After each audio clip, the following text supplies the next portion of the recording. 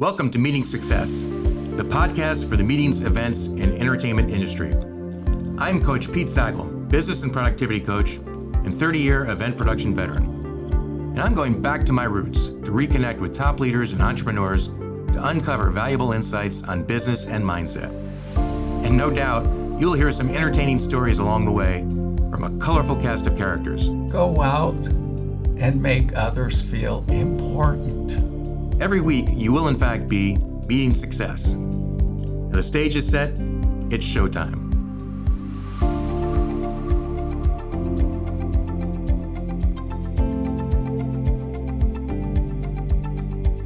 Hey everybody, welcome to the show.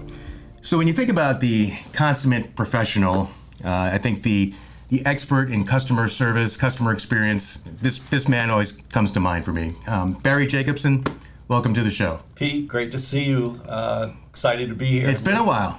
It has been a while, but I recall those days at Disney when we worked together and Absolutely. Created magical events. You were a key part of it. I appreciate that. And yeah, definitely, like I say, I mean, and I was there through the 90s. I know you were there much longer than that. But yeah, I always, one of the reasons why I called you, one of the first people I called to be a guest on the show, I just remember you and just your strong focus on the customer experience. So I'd love to get into that and talk about that a little bit more. But let's start a little bit like, what you're doing now. So you were at Disney, and we'll get into the whole origin story and all that. But what's kind of your thing now? So after leaving Disney in 2019, I started a consulting business. And I think all my life I wanted to consult because I could see things in businesses and in offices where things could be just a little bit better. But I started Barry Jacobson Consulting in 2020. In January of 2020, right before that funny thing happened in March. It's always a great time to start a business. Great time to start a business, but fortunately, I had some very good clients already happening before the pandemic, and we just picked up in late October, November, wearing a mask, going to work with different teams around the country. So basically what I'm doing is I'm advising individuals and companies on how to drive a culture of excellence. And through leadership, through quality, through employee engagement, and through consistency in service. Awesome. Yeah, I mean, and you're the one to do that, really. And again, I can't say that enough. I mean, you did a great job at Disney. And I've had other people from Disney on the show before, and we'll have more, obviously. The road to Disney is always an interesting one, right? Like how we all got our start at Disney. How did you get there? Yeah, I actually was in high school getting ready to go to college, and I knew I needed a job. So I went to the local McDonald's, and the gentleman said, get a haircut, similar to the way I wear my hair today. And at the time, I had the big hair. And I said, sure. Came back the next day, he said, oh, I'm sorry, we filled all these jobs. Went home, a little dejected, saw an opening at Disney for casting for lifeguards. And I had my advanced life-saving certifications. And you had the haircut, which is And I had the important. haircut. Yeah, the haircut was important. Grooming standards, which are unique. And I ended up going to Disney, and again, another rejection. Sorry, we're full. We don't have any openings for lifeguards. Went home, got up the next morning, in the paper, immediate openings for lifeguards at Walt Disney World. The next day? The next day, Wow. No lie. And so I called right away, and they said, oh, yes, please come back. And I started my career while I was a freshman in college, working at Disney as a recreation host, also known as a lifeguard. Recreational, yeah, they come with those titles are always interesting. But and so I know, like with your consulting now, so one of your tagline, basically from Main Street USA to your street. So obviously you learned a lot about Disney. You did a lot of great work at Disney, and now you're taking that and presenting that to other companies outside other than Disney, obviously. What I guess the first question is kind of like, how does Disney do it? How is the magic created at Disney? Yeah, for me, I believe it's from day one. And this is where I think, again, on a consulting basis, a lot of places fail to look at their day one operations. And at Disney, once you're hired, you go to traditions. We called it orientation at one point. But it's immersive, and it basically outlines you with clarity that your behaviors and your standards and your accountabilities are beholden to these expected behaviors of the organization. Now, do they do that in a horrible way? No, they're storytellers. Disney treats you and welcomes you and basically helps you understand what your role is and what your purpose is. So your role, my role was a lifeguard, recreation host. Put people into boats, make sure they have a good time, guard the pool from a safety standard, and give them a great experience. My purpose every day was to come in and make sure I was happy, smiling, enthusiastic, and caring, and making sure that the people that I worked with, and mostly the guests that I worked with every single day, had a magical experience. What does that mean? Have the best vacation of their life. So that was my operationally, I knew every day, safety first, courtesy second, show, and then efficiency. So if you put those in orders, it's pretty clear. Safety's number one at Disney. Number two is courtesy. Then you get number 3 and 4, show, which is quality. What does the place look like? Everybody knows you go to Disney, it's very, very clean, right? We're all responsible for picking up paper. So that goes back to standards and behaviors. Leaders put the standards in and they model those behaviors. Then it's important that everybody else does that. I'll tell a story about behaviors and standards. I worked at the Polynesian. That was one of my first jobs as a lifeguard, but also a recreation manager, then the front desk. And one day I was parking and my boss happened to park, and then the general manager parked. She walked into her office from the parking lot, which was in the back of the parking lot, into her office. The general manager, who stood about 6'7", followed her in and picked up every single piece of paper that she didn't pick up, and then brought it to her office and just a little note that said, "See me." Now, was he upset with her? No.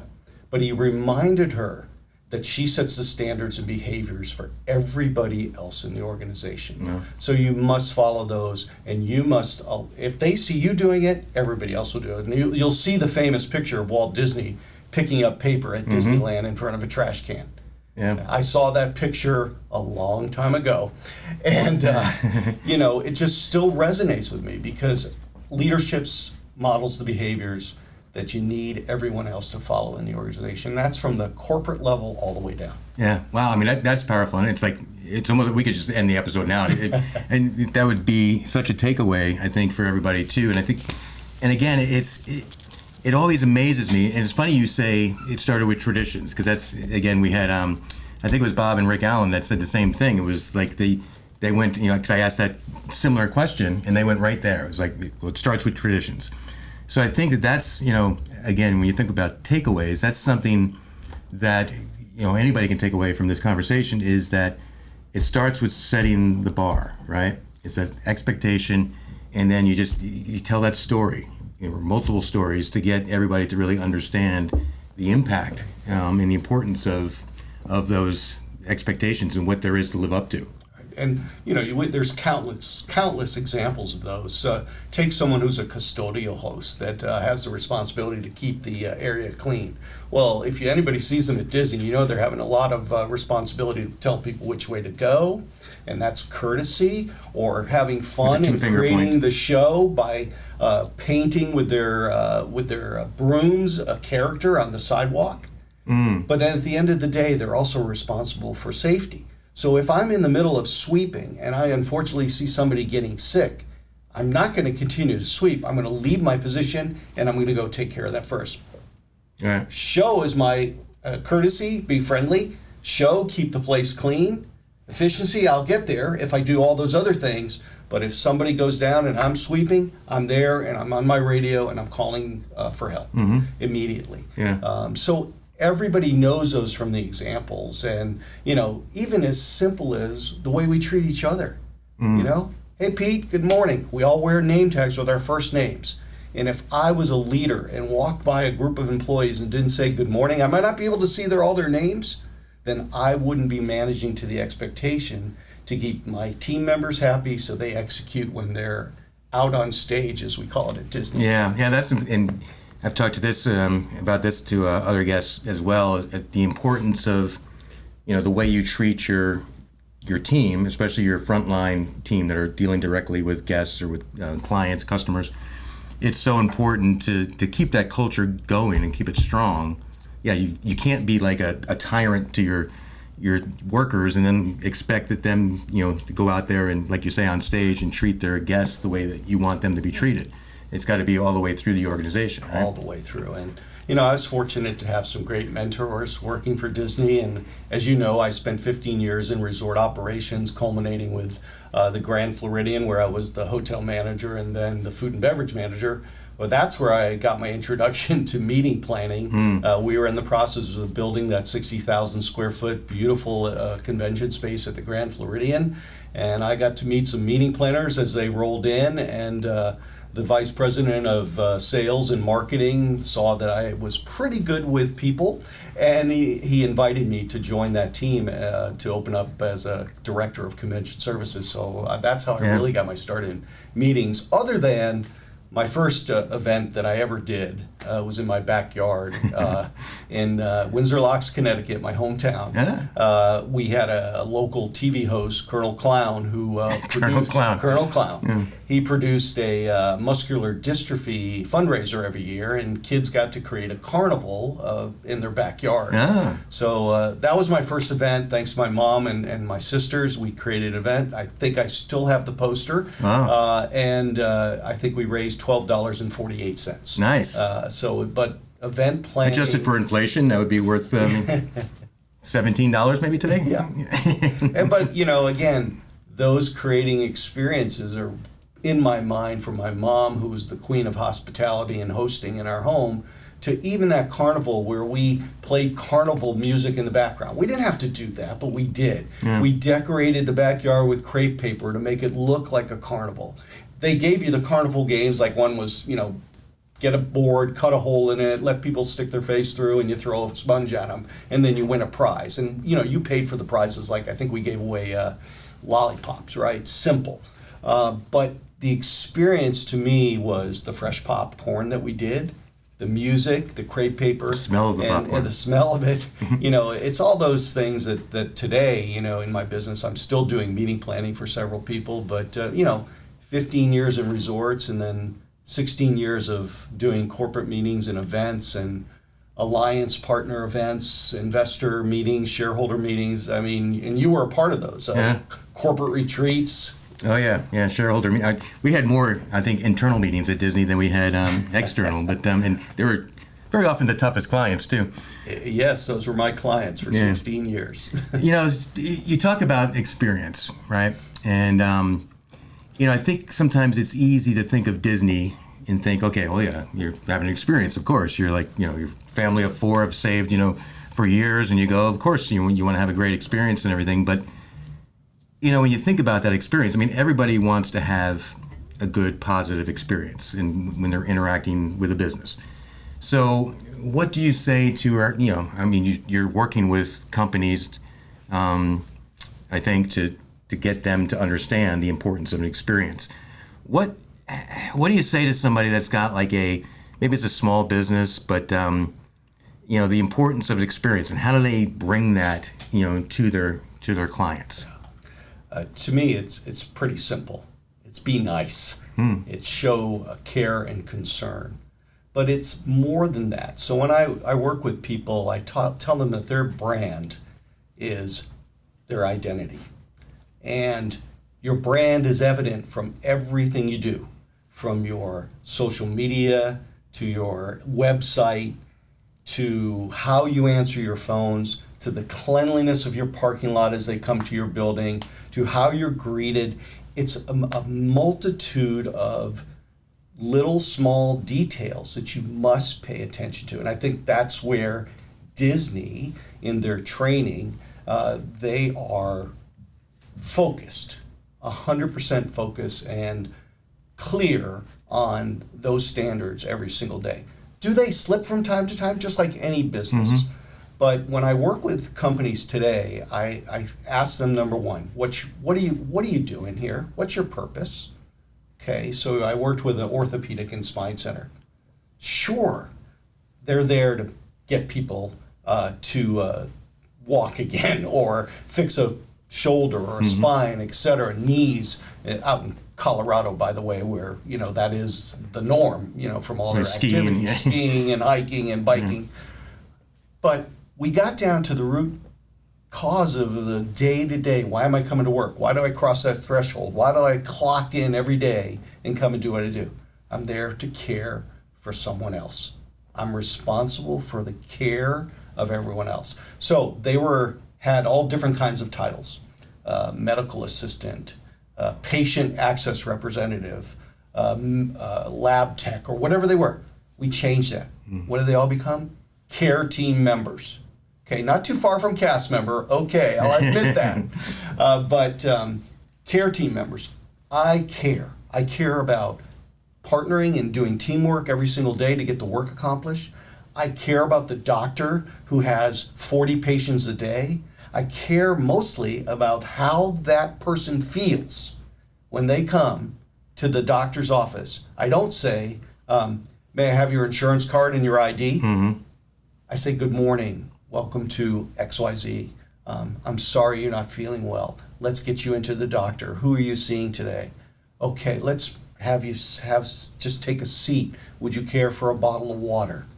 How does that sound versus most of us know we go to our docs and sometimes hospitals and it's like, I need your ID and I need your insurance card. Right. And I think that might be old school. I would say 75% of the businesses are finally waking up to the differentiation between how I treat my people and how I treat my customers to be successful. Right. Certainly, you can start a business. Yes, I want to make money. But you better go back and say, why do I come to work every day? We knew at Disney, come to work every day and make people happy. Yeah. Starbucks knows every morning their people come in is to make sure that you're welcome and tell you to have a great day. Yeah, I'm going to sell that $8 latte, but I'm also going to say, hey, Pete, good morning. Good to see you again. Got that double mocha, whatever you drink, and you're out the door. Have a great day. That's what their responsibility is. Sure, their sales are astronomical. Disney sales, we know, right? Astronomical. Why do people keep coming back? Because they treat them with respect. They treat them special. They make them happy. And then they ask them to come back again. Yeah. And they say, thank you for your business. That's another thing I tell people about. Thanks for coming in. Yeah. It's just that easy. Yeah, it's funny because, having professionally grown up at Disney, a lot of these things do kind of sound natural and sound like, why doesn't everybody get this? But even if you could have a 30-year career at Disney and then go out into the private sector or whatever, and sometimes you forget, right? Like you got to really keep the importance on that. And Starbucks is another great example too. It's like you say your $8 cup of coffee. And I heard the CEO once say something about like, well, we don't sell coffee. We, what does he say? We rent space and you get a free cup of coffee. So we rent space for $8 and you get a free cup of coffee. That's right. And the thing about that too is it enables them to charge $8 for a cup of coffee, Exactly. right? Because you're making it about the experience. Yeah, exactly. And It's all about the experience. Yeah, because a lot of times we have the technical part of our job or our business, and so often I think we kind of focus on that, right? Let's say maybe you're an audio tech, right? You started your own business providing audio services for meetings and events. So you think about like, okay, I got to remember obviously to have the equipment there and make sure I ring out the system. All those things are technically part of your job to make it a great show technically for the client, but then there's the experience as well. That's it's right. Like, you got speakers waiting in the green room. How do you take care of them? I mean, it's all those things that you kind of really need to remember to focus on. Yeah, and even before that, building that trust with the client to let them know that you really know what you're talking about and you have you have all the gear. Right. But how do I make you understand that I'm going to make sure that my services, again, I'm not an audio guy or tech guy, how am I going to make sure that you understand that I got your back? Right. I'm going to take care of you. You're going to spend your hard-earned money with me. And I think that's sometimes where people forget is that, remember, we can go anywhere for services. Mm-hmm. But if you treat me well, you're honest with me, you earn my trust, you know that a lot of us meeting planners, I'll be one of those who says, sometimes I forget things. Yeah. But if I know I'm working with a hotel who is able to rise up to the occasion or can be flexible and just help me look good, because I'll make a mistake. I've made them all, in the long time I've been doing meetings and events and consulting. You make mistakes, but it's how you recover. It's how you think about what if this goes wrong? Are we prepared? And I told a story recently about some mistakes I made with my team during a meeting when I was director of catering and convention services or director of events. We once put the president of the company in a room for a meeting with some very high level officials. The pencils weren't sharpened. There was a chair that was missing a wheel, so guess who sat in it? The president. Of course. And then this is a while ago, but we didn't have a tech outside the room when a piece of equipment broke and needed a bulb. So now I'm dating myself, folks. And he was presenting. All three things happened. Now that's a story, and I'll never forget it. But now I use that. It's all about attention to detail. It's those little small things. And for like an audio business, how do you answer your phone? How responsive are you, right? Are you friendly on the phone? Do you call the client back when they call you and leave a message? It's all those things. And I think that's where people can take the little things. People sometimes get scared. Oh, Disney, they have lots of money and they can just make everything great. No, it's Disney does things really well with show and theme. And you go to Fort Wilderness, it's howdy. You go to the Polynesians, aloha. You can do the same thing in your business, right? You play some really cool tunes if you're a DJ, and then you pick up, or you do something like with our friend the audio team, and they got some kind of great website, or hey, this is your audio, and it echoes or something. I don't know. It's not my business, okay? But people remember those things. And those are the differentiators. Yeah, and I think, I do work with clients and talk about like their unique selling proposition. I call it, market dominating position. It's what kind of sets you apart, what makes you different. And I think there's so many things that, again, people don't really give enough attention to really focus on those things and make those things important. And I think, again, it's something we can all kind of take from Disney. So when you're working with a client, just to help me understand, like the process, like the steps that you go through. So if you go in to consult with a client and they want to, let's say, enhance their customer experience, whatever. What's kind of the process? Do you start with like you mentioned, like what's the vision? What's the purpose of your business? How does that work when you walk them through that? For me, I usually make sure that I listen to the client first, because they'll contact me and they'll tell me I have all these problems and I want to be better in customer experience and employee engagement or employee experience. Great, sounds good.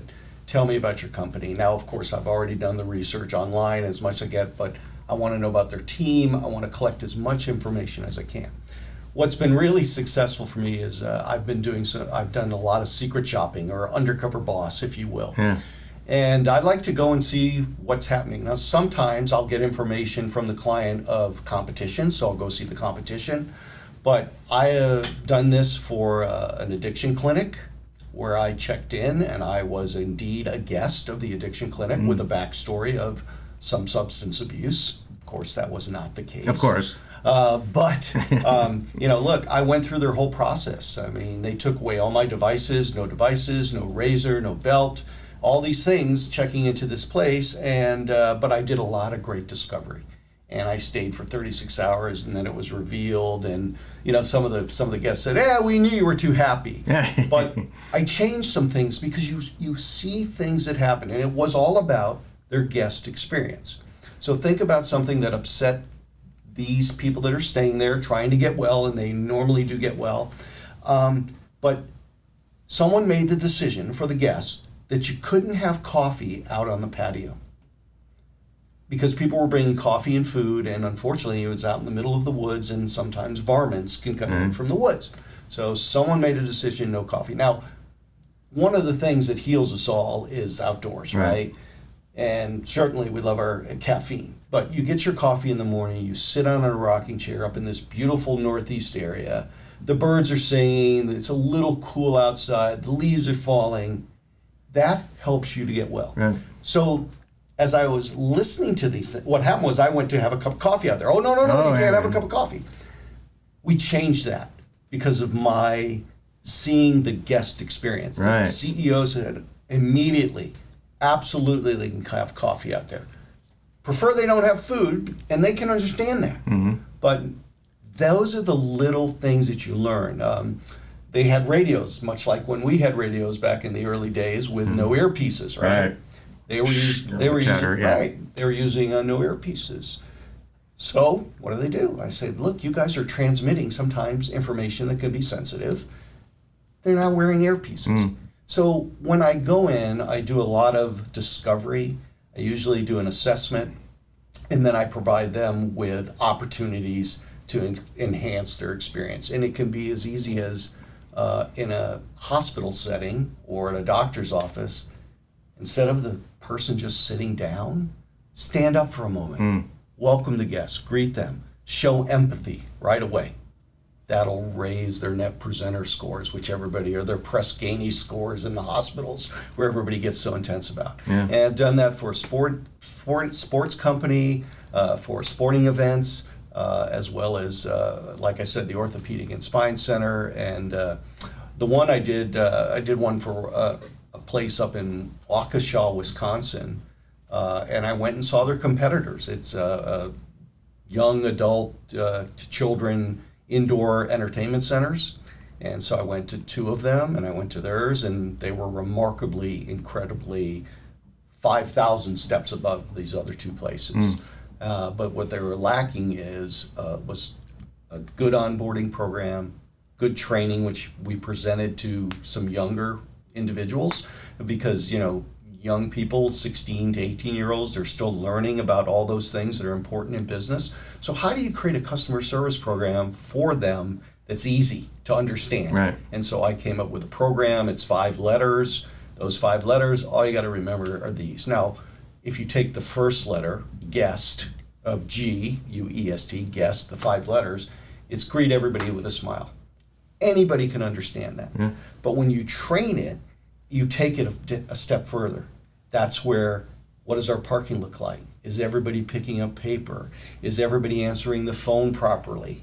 Is everybody making sure that we thank the guests for coming, or thank them for coming to our establishment when they leave, and say, hey, see you next time? That's a lot more than greet everybody with a smile. Greet everybody with a smile becomes like so much bigger. So much bigger, and tell the stories behind that. Right. How do you feel when you walk into a place and they say, how many in your party?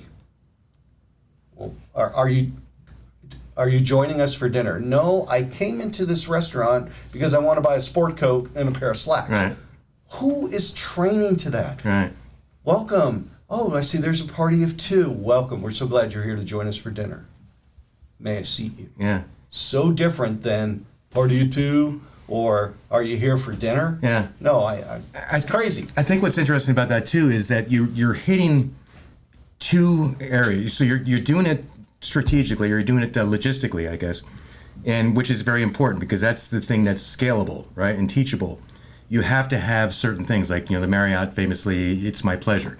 I mean, everybody says that. Nobody says anything differently. So there's certain like compulsory type things that you need to do, but you also are teaching it with more of a philosophy type of an approach. This is why it's important to do that, right? So I think that's what, because I think organizations that just come up with rules, right? Here's the rules for the employee. This is what you have to do, and they don't show them why or go any further than that. Then it just becomes very like rote and like just, okay, I got to do this. I just got a compulsory and blah blah blah. And I just go through the motions doing it. But if you really understand what's behind it, I think that's genius that you do. With treat every guest with a smile. What does that mean? What is that? You can almost go then smile as an acronym too. That's right. It's like it really goes much further than that. But if you think about it, for someone just entering into the hospitality business, you're clear. Here's the clear way we want you to behave. Right. And here's the way you do it, and here's some stories, and here's the why. Yep. Why do we wear a name tag, right? Is to connect right away with our guests and to connect with one another. It's that simple. Yep. But regulation-wise, the rule, this is part of your costume. It's got to be straight. The way you wear it every single day. This is what you do. Now, I've tried to implement that sometimes into other organizations, the name tag, because I think it's important. And I found that it works. I mean, Disney's been around forever. We've been on a first name basis. It works. Yep. Hundreds of years. Where it falls down, and this is really important. So this is the part where I look in the camera. Leadership. Leadership has to hold people accountable, and not in the old school way like we talked about. But you'll get those accountabilities if you're clear and consistently, day in and day out, you make sure people are doing what they're supposed to do. Consistency is key. And if you do it in a way, hey, where's your name tag today? Oh, I forgot it. Hey, don't forget it tomorrow, but go to wardrobe, get one today, get one that's close to your name, but you might be John today. Okay, you might be Julie today. I mean, that happened quite a few times. I've never had to do that myself, but I remember people. There's a fail safe now. So you hear about this in day one orientation. Mm-hmm. There's a fail safe. Oh, I forgot my name tag. Here's another one. Don't forget it. There was an organization I worked for. I said, "This is easy. You guys have a magnetic board. Leave it and pick it up the next morning. Right. It's not that hard." Yeah. But what didn't happen was the leader, senior leader, didn't hold her direct leader accountable, nor did she hold the operations surrounding her accountable to wear those name tags. So 60% were wearing them. Yeah. This is like 6 months later, and 40% were not. Yeah. Hey everybody, it's Coach Pete. I hope you're enjoying the show today. You know, a lot of people will know that I am a business and productivity coach. And I'd like to do something special for our viewers and listeners of the show, and that is to offer a free 45-minute coaching session with me personally. So if that's something you'd like to take advantage of, go ahead and click on the link below. You can also go to my website. It's sackelpg.com, and go ahead and book your free 45-minute coaching session. I would love to hear your story. I'm looking forward to talking to you and getting to know you. So go ahead and click on the link, and now let's get back to the show. So this is a very important point. If you're going to set standards and you're going to set behaviors, the leader has to model them. And secondly, you just got to enforce it in a way that helps people understand the why, just like we were talking about. Right. Yeah, and the why isn't because I said so. The why, I mean, there's a real reason behind it. That's right. And I think the other thing too it struck me when you were talking about this is, number one, these things that you talk about, they don't really cost anything. You know, a lot of these things don't cost anything. You know, just being on top of it. But I think people kind of want to know, they want to work for an organization that has higher expectations. I mean, and then once you know what those expectations are and what you need to do then to make sure you're rising to those expectations, that's all part of that process. What else? I mean, what have you seen that? One thing that strikes me when you talk about, like, you know, when people say like, oh, we have great customer service, that's what sets us apart. I always look at that and say, okay, what does that mean? You know, or we have the best people. You see that all the time on websites. You know, we have the best people, and it's like, I always say you got to drill down more. You got to, okay, what makes the best people? And it's like, and for an example for that is like, well, we have this process for hiring people, so we hire the best people. Then we have this culture that we've built and created, so those people can perform at their best because they're in the best environment. You know, so we have all the training that goes into that. So it's not just about having the best people, because everybody says that. So it's the importance, I think, of process, of consistency, to make it comes off like magic. You know what I mean? It's like, it looks like magic, but there's so much behind it that's actually logistical. And it really, like I said, it starts from the beginning. It's no different than when you're planning an event, okay? For me, I love this moniker I got called the Maestro when I did a large event for Disney called D23, first fan exposition. Yep. But meeting planning and events, no different than customer experience or customer service. It's all about detail, and it's all about setting the standards, and it's about making sure that everybody in the organization knows their position and what they're supposed to do and how they're supposed to execute. So no different than a meeting, and you're conducting an orchestra and you've got all these players. But you know, from our time together, we had a game plan, we met about it, we made sure everybody knew what they were doing. Were there fumbles sometimes? Yes, but we could recover because we thought about it. And is there a rain backup? Yeah. You know, and we had each other's back too. That's right, and that's all part of this experience. It's hard work. You know, it's not something you should take lightly, in my opinion. If you want to be successful, that's the differentiator today, because there's so many commodities that are the same, that why would I use this place or that? So let's take a fun story I tell sometimes. I am not mechanically inclined, but I used to go to that place where the people wore the orange vests when it first opened, right?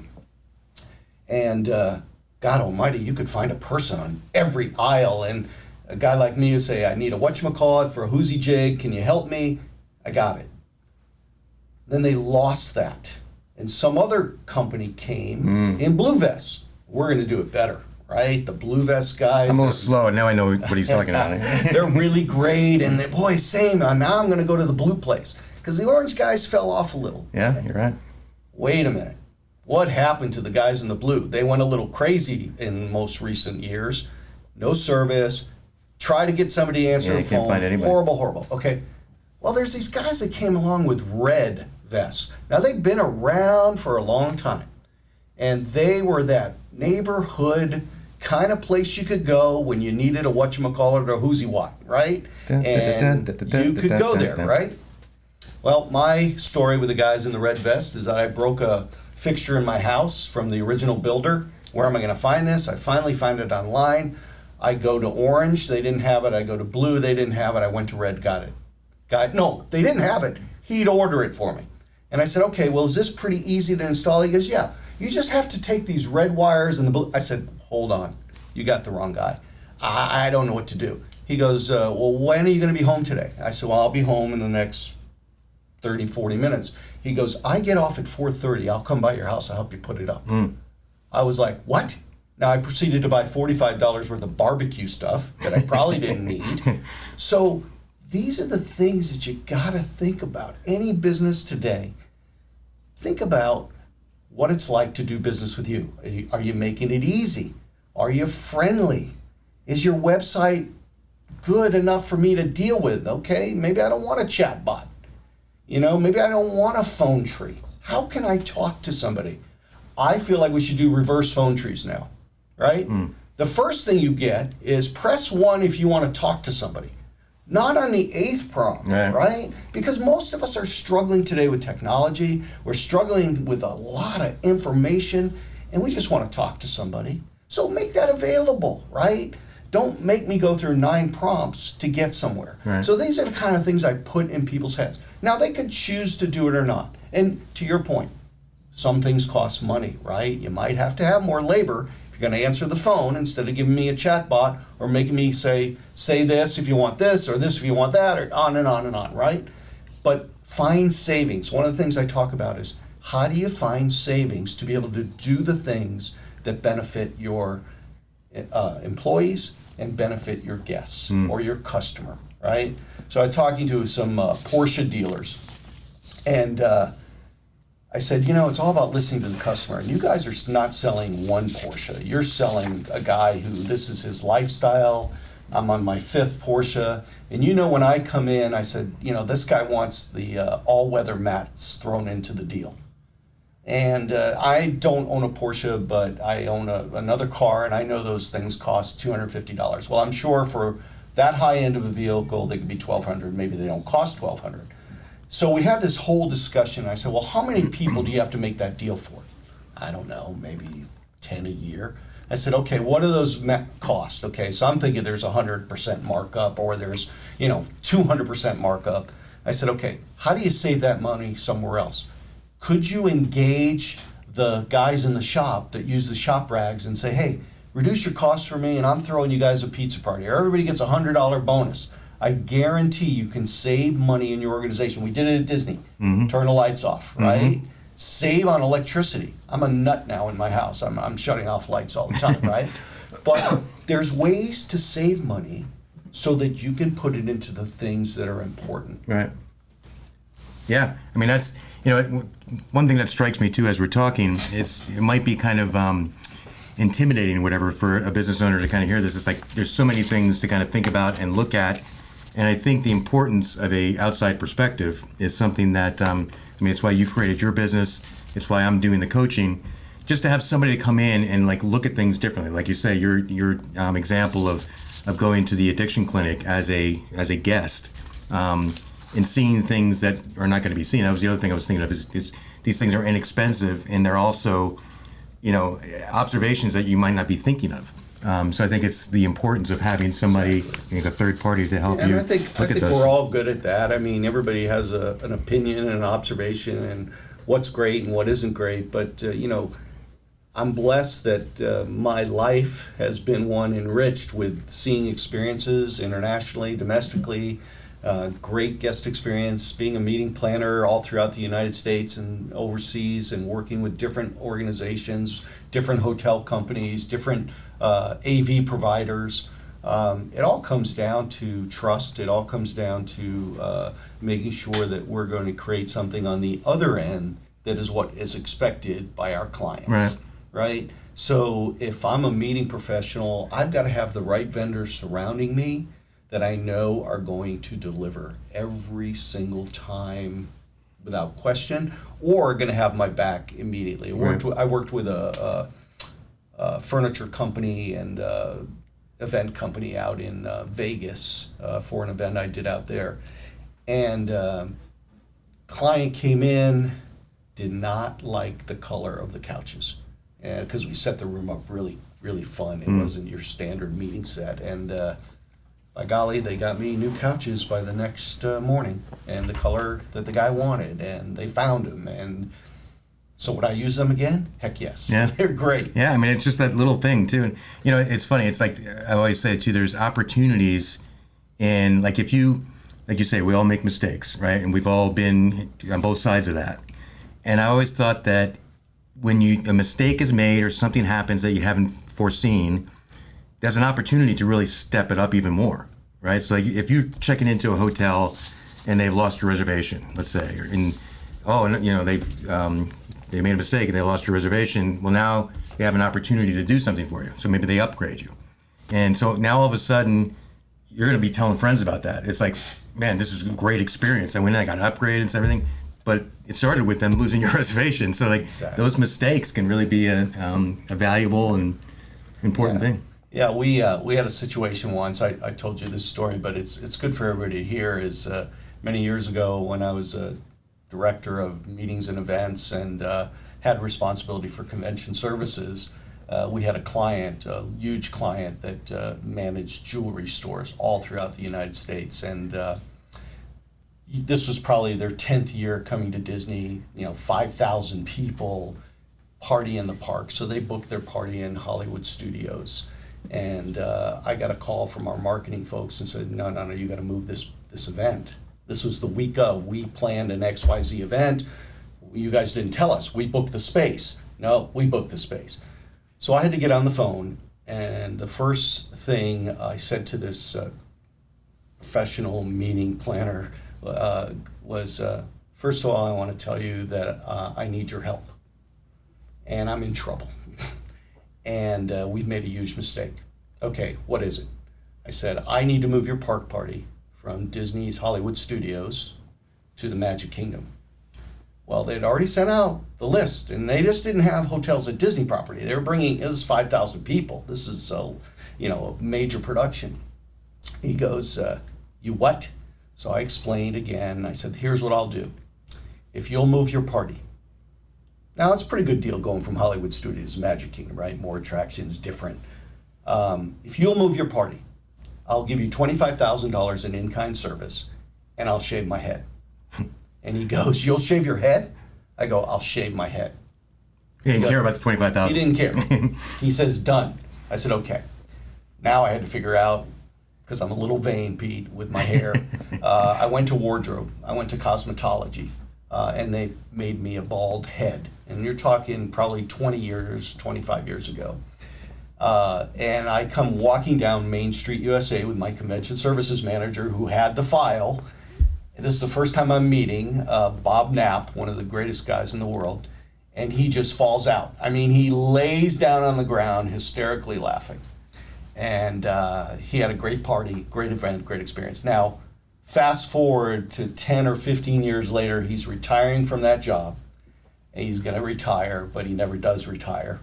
And I showed up at his goodbye party with a bald head again. Again, thank you, cosmetology at Disney, for what you did. But those are the kind of things that I think people remember. Yeah. And that didn't really cost money, but some time for cosmetology to do something that I would never do with a razor. But he tells that story. Yeah. And there's countless stories. I think it's knowing the client, being honest, being transparent, going that extra mile to do something special for a client that they will remember forever. And I got a lot of stories about that, that just say, wow. And they tell those stories. They become legend. Yeah.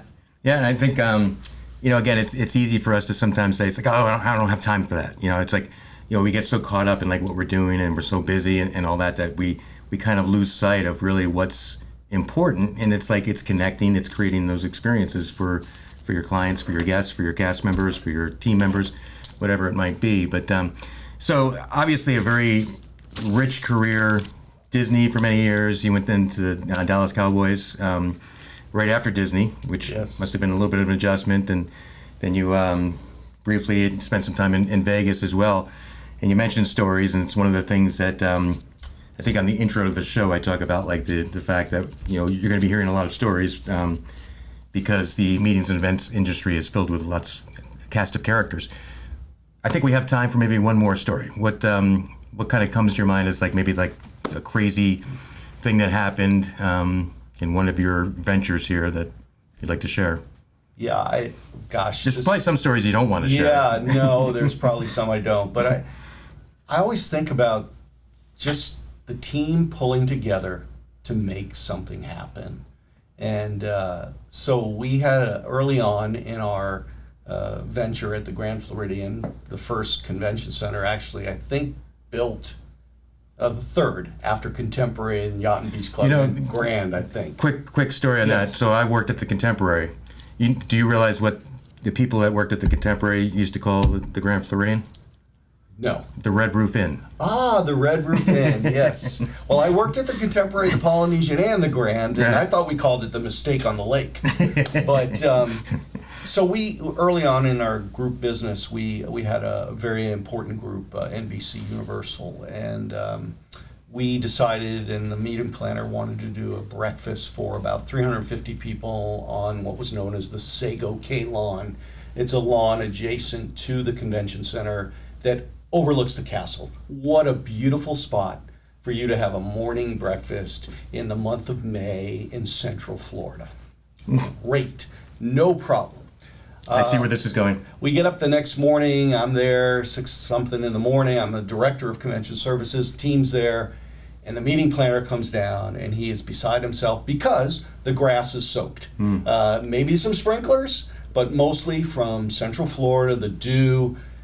You guys got to fix this. You guys got to do something. This. I said, no, we can move you inside. We have backup. Well, that wasn't the thing to say to this gentleman, and he's a great friend of mine to this day. I said, we'll dry the grass. General manager came down. The landscapers came down with their blowers. Recreation came with the towels from recreation, and 30 or 40 of us, including the general manager, are out drying the grass so they can have their event. That's what it takes.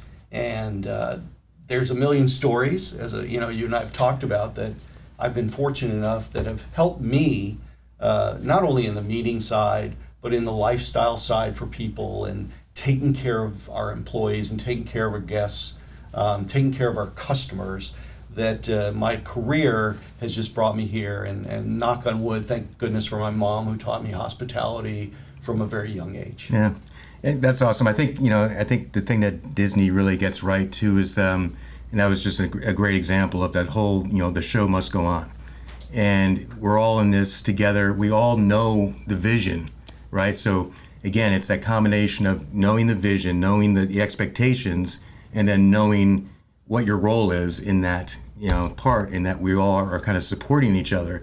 And again, I think that companies outside of Disney, doesn't matter what size they are, it could be one person, if they understand that and really understand that it's about the experience, it's about creating that vision, having that story, and then knowing exactly the role to play and how to get there, and taking the time to do those things to make it special, and then to do them consistently. I think that's again the key.